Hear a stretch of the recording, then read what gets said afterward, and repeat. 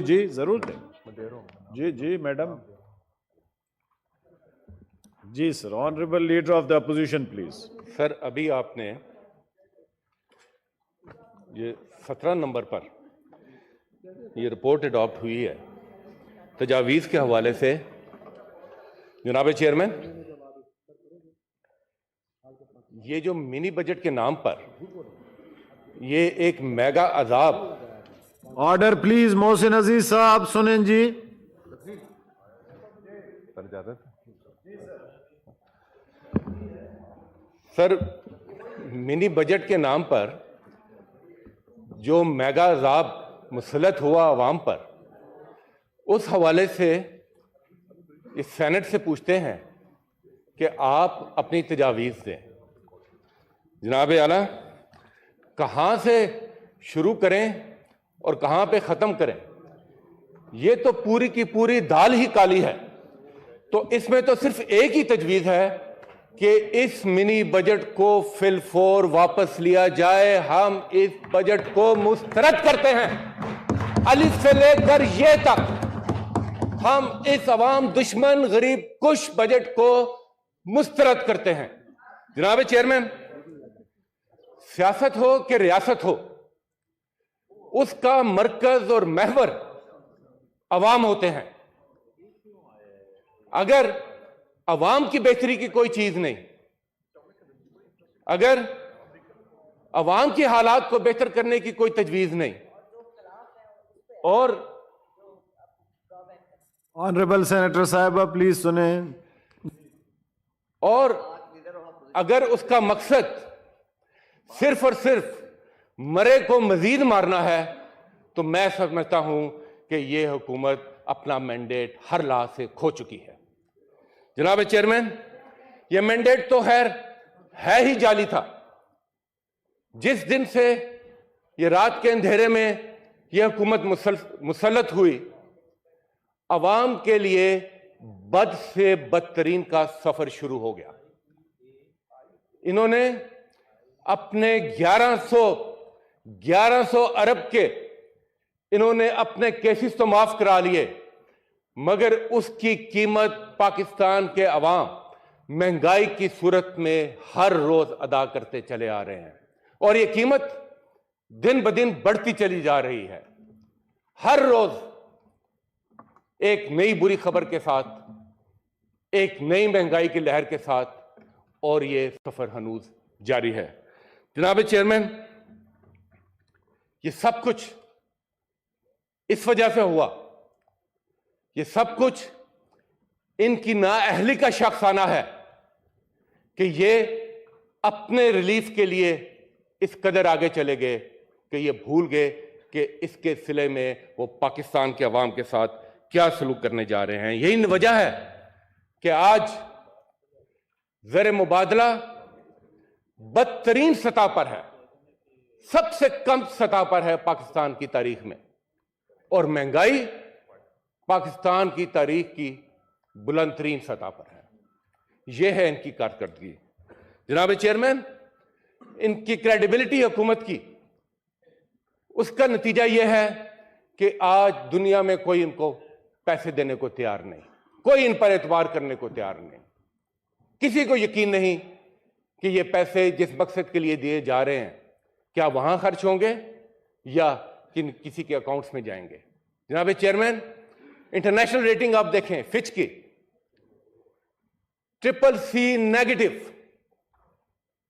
सबसे लोएस्ट। उसके बाद क्या चेहरा रह गया इस मुल्क का। और फिच ने तो यहां तक कह दिया, उन्होंने ये सवाल उठाए कि क्या इस IMF की किस्त के बाद भी डिफॉल्ट का खतरा क्या वाकई खत्म हो जाएगा। हमें जवाब नहीं मिल रहा। हमें यह भी जवाब नहीं मिल रहा कि इस मायदे पर दस्तखत कब होंगे। अभी तक दस्तखत नहीं हुए। हमें यह भी जवाब नहीं मिल रहा कि आप और किस हद तक आगे जाएंगे। आपने IMF को खुश करने के लिए सलामी के तौर पर 170 अरब के टैक्सेस का बोझ पाकिस्तान के अवाम पर ऑलरेडी लाद दिया है और अभी तक उस मायदे का कुछ पता नहीं। जनाब चेयरमैन, 170 अरब ये कलेक्ट कौन करेगा? ये हुकूमत और उसका अदारा एफबीआर। हुकूमत एक तरफ अवाम को कहती है कि सादगी अपनाओ, और हुकूमत की शाह खर्चियां, काबीना का साइज, इनके बैरून मुल्क दौरे, इनका हुकूमत चलाने का अंदाज, वो सब, उसके बाद भी इनमें हौसला है कि अवाम को कहते हैं मजीद कुर्बानी दो। और एफबीआर जिसने ये टैक्स कलेक्शन करनी है, कल की खबर है कि ये पता चला कि एफबीआर ने अपने लिए 155 लग्जरी गाड़ियों के लिए रिक्वेस्ट भेजी है। और किस फंड में से? कर्जे में से।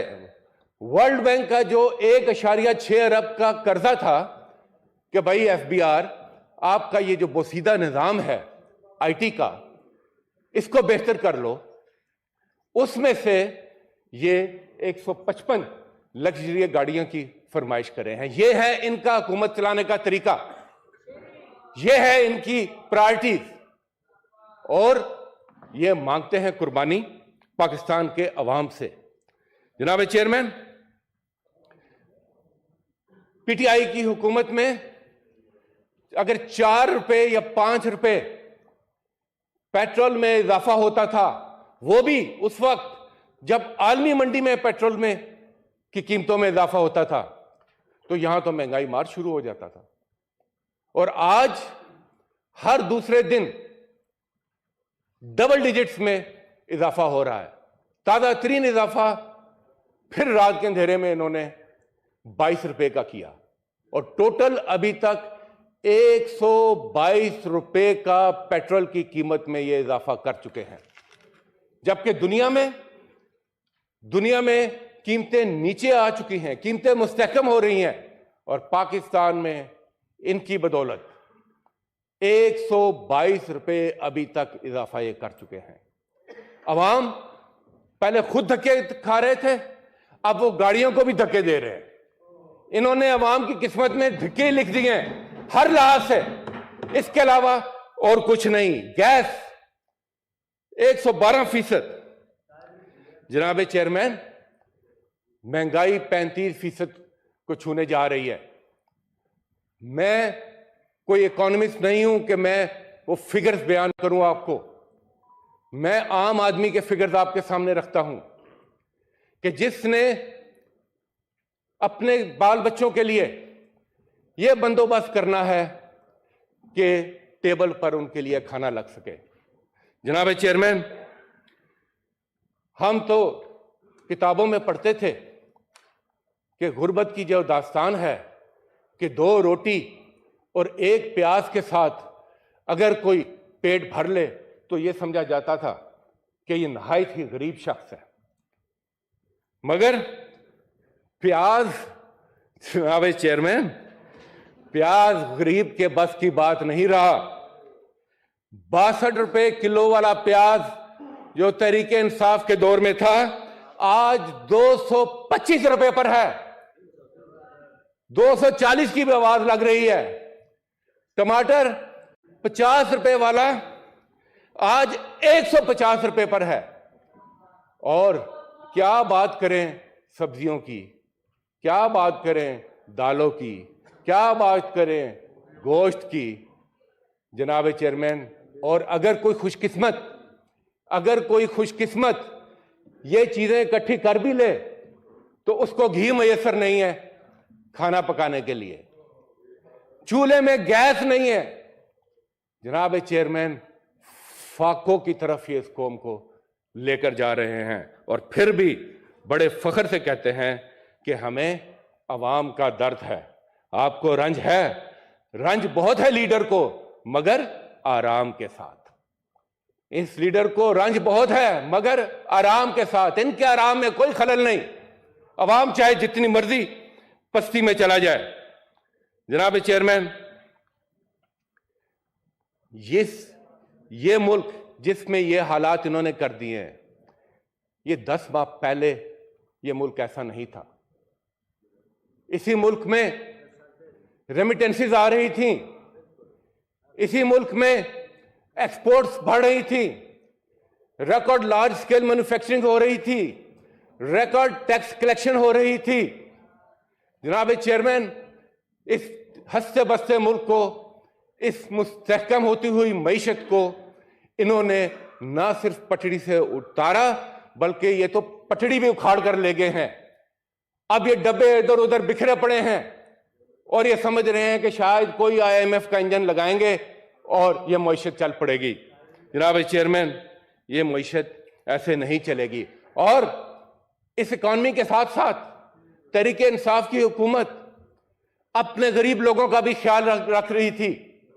एक एहसास था, पनाहगाहें थी, लंगर खाने थे, एहसास प्रोग्राम चल रहा था, रेडी बानों को, स्टॉल वालों को रेडियां मिल रही थी कि वो कोई 2 वक्त की रोटी कमा सकें। सेहत कार्ड था। जनाब चेयरमैन, रिलीफ का कुछ ना कुछ बंदोबस्त था। इनका क्या तरीकाकार है? अगर किसी रेडी के ऊपर एहसास लिखा हुआ है तो हुक्म नादरशाही है कि मस्मार कर दो इन रेडियों को, मस्मार कर दो इन स्टॉलों को। अगर सेहत कार्ड पाकिस्तान के अवाम के लिए इमरान खान ने दिया तो हुक्म है कि बंद कर दो इस सेहत कार्ड को। और कल की अखबार में 2 खबरें सर ऊपर नीचे लगी हुई थी और वो तमाम सिचुएशन को उसका अहाता करती है। एक खबर यह थी कि सेहत कार्ड बंद कर दिया गया और दूसरी खबर यह थी कि वजीर आला पंजाब साहब कब्रिस्तान, मॉडल कब्रिस्तानों की एक मीटिंग ले रहे हैं। यानी अब यह हुकूमत समझ रही है कि रिलीफ अगर अवाम को दे सकते हैं तो सिर्फ कब्रिस्तानों में ही शायद पाकिस्तान के अवाम को रिलीफ दे सकते हैं। मगर सर ये तो इन्होंने इस कौम को खुदकशी जोगा भी नहीं छोड़ा, इस कौम को खुदकशी जोगा भी नहीं छोड़ा, इसलिए कि उसके लिए भी कोई नया तरीका इजाद करना पड़ेगा। क्योंकि जहर खाने को पैसे नहीं है, आग कोई लगाए तो पेट्रोल नहीं है, कोई खंबे पे चढ़ता है तो बिजली नहीं है। खुदकशी भी ले ली है इन्होंने इस कौम से और अभी भी ये हंसते हैं, गाते हैं, खुश हैं, समझते हैं कि नेहरू चैन की बांसुरी बजाएगा और ये मामला ऐसा ही चलता रहेगा। ऐसा नहीं होगा। और जनाब चेयरमैन, आपके आगे पीछे बाहर पाकिस्तान में वो तबका भी है जिनको हम सरकारी मुलाजिम कहते हैं, जिनको हम तनख्वाहदार तबका कहते हैं। और मैं कहूंगा ये वो बदकिस्मत तबका है जिसकी कोई नुमाइंदगी इन ऐवानों में नहीं होती। यहां सरमाएदार भी बैठते हैं, यहां जमींदार भी बैठते हैं, यहां पर माशरे का हर तबका बैठता है, सिवाय तनख्वाहदार तबका, उसकी नुमाइंदगी नहीं है इन ऐवानों में। और आज वो सबसे ज्यादा पिस गया है और हुकूमत मरे को मारने वाली पॉलिसी पर गामजन है। अभी इस्लामाबाद में आप देखें कि हुक्म आया है कि जो सरकारी मकान हैं, जो 30 साल से जिनमें कोई इजाफा नहीं हुआ, जिसमें सब शामिल हैं, सरकारी मकानों में और सरकारी मुलाजमीन की तादाद में इजाफा हो रहा है। अगर किसी ने अपनी मदद आपके तहत अपने कुंबे को पालने के लिए कोई एक कमरा बना लिया, कोई थोड़ा इजाफा कर लिया, तो अब हुक्म है कि उस सब को मस्मार कर दिया जाए। और निचली लाइन बड़ी इंटरेस्टिंग थी सर, ब्यूरोक्रेटिक, ताकि शहर की खूबसूरती को बहाल किया जाए और अवाम को रिलीफ दिया जाए। यह है इस हुकूमत का चेहरा सर। ये जुल्म भी करते हैं, क्रैकडाउन्स भी करते हैं और किसी को आवाज भी नहीं निकालने देते। ये जो आज अवाम की चीखें हैं, याद रखें, जो अवाम चीख सकते हैं कल आप पर चिंगाड़ भी सकते हैं। उस वक्त फिर आपके लिए कोई रास्ता नहीं बचेगा। जनाब चेयरमैन, एक तरफ ये माशी सूरत हाल है और एक मायूसी का आलम है, एक अजीबोगरीब कैफियत है। किसी माशरे के तबके से आप पूछ लें, उसको कोई रास्ता सुझाई नहीं दे रहा। हां, अगर सिर्फ कोई एक उम्मीद की किरण है तो वो आज भी इमरान खान की सूरत में है। एक शख्स जो ये कौम को उम्मीद दे रहा है कि मैं आपके लिए खड़ा हूं, रोशन उजाले तक का सफर मैं इंशाल्लाह पूरा करूंगा। अब इस हुकूमत की आखिरी कोशिश यह है कि किसी तरह इस उम्मीद की किरण को भी बंद किया जाए। इनकी कोशिश यह है कि किसी तरह इमरान खान को रास्ते से हटाया जाए। इनकी कोशिश यह है कि किस तरह पहले खुद फरार होते थे, अब इलेक्शन से फरार हो। जनाब चेयरमैन, आप देखें कि अदलिया के खिलाफ एक कैंपेन शुरू है। एक वहां से एक रिमार्क आता है, यहां से रिएक्शन आ जाता है, फिर दूसरा रिमार्क आता है, कोई ऑडियो टेप रिलीज हो जाती है। इनके पास ऑडियो वीडियो टेप्स की फैक्ट्री के अलावा कुछ नहीं है। इनके पास एफआईआर दर्ज करने के अलावा कुछ नहीं है। एक जुबान रह गई है, उस पर भी पाबंदी कि आप बोलेंगे तो सुबह आप पर एफआईआर होगी। जनाब चेयरमैन, कल रात को भी आपने देखा, कल रात को यह खबर चली इमरान खान की गिरफ्तारी की। मैं सलाम पेश करता हूं अहले लाहौर को कि किस तरह दीवानावार वो जमान पार्क पहुंचे, इन्होंने रुकावटें खड़ी की, वो रुकावटें रास्ते का धूल बन गई उनके आगे। और इनको अभी तक ये समझ नहीं आई कि इमरान खान लोगों के दिलों में बसता है। इमरान खान लोगों के दिलों में बसता है।